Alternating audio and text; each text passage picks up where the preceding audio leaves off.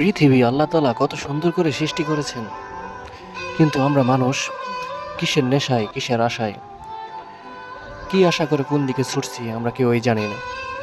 এত সুন্দর পৃথিবীতে, এত সুন্দর ভুবনে কেন আমরা নিজের জীবনটাকে এত জটিল করে তুলি? কেনই বা আমরা লোভে পড়ি? কি দরকার?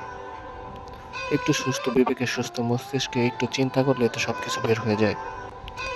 আমাদের দরকার শান্তি, আমাদের দরকার ভ্রাতৃত্ব ও ভালোবাসা। এই পৃথিবী ক্ষণস্থায়ী, চিরকাল কেউ থাকবে না।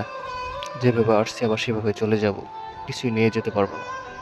যত কিছুই থাকবে আমরা কিচ্ছু নিয়ে যেতে পারবো না। এই পৃথিবী যেমন আছে তেমনই থাকবে। আমি চলে গেলে এই পৃথিবীর কোনো আকার আকৃতির পরিবর্তন হবে না। এটাই বাস্তবতা। এই বাস্তবতাকে মেনে নিতে হবে। কারণ পৃথিবীতে যত মানুষ আছে সবাই এক এক ধরনের মন মানসিকতা নিয়ে চলাফেরা করে। কেউ কারণ নয়। মানুষ মানুষকে বিবেচনা করে স্বার্থ আর অর্থ দেখে। মানুষ মানুষকে বিবেচনা করে তার পোশাক দেখে। মানুষ মানুষকে বিবেচনা করে তার পোশাক দেখে, সব কিছু দেখে আর কি। মানুষকে মানুষ আর আগের মতো ভালোবাসে না। মানুষ মানুষকে এতটা এখন আপনও ভাবে না। মানুষ এখন মানুষকে নিয়ে খেলা করে, মানুষ মানুষকে ব্যবহার করে তার প্রয়োজনে। সব মিলিয়ে পৃথিবী এমন দিকে চলে যাচ্ছে আসলে বলার মতো নয়।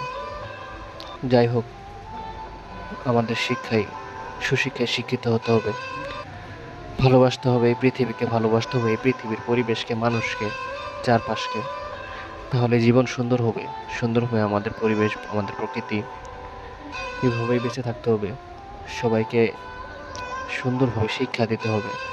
আমাদের যারা নতুন প্রজন্ম আছে তাদেরকে ভালোবাসা, ভালো লাগা, সম্মান, ভ্রাতৃত্ববোধ, একে অপরকে সাহায্য সহযোগিতা করা শেখাতে হবে। এটাই হচ্ছে প্রকৃত শিক্ষা, যে শিক্ষা মানুষকে মানুষের ভালোবাসা শেখায়, জীবনকে প্রকৃতিকে সুন্দর করতে শেখায়। আসসালামু আলাইকুম।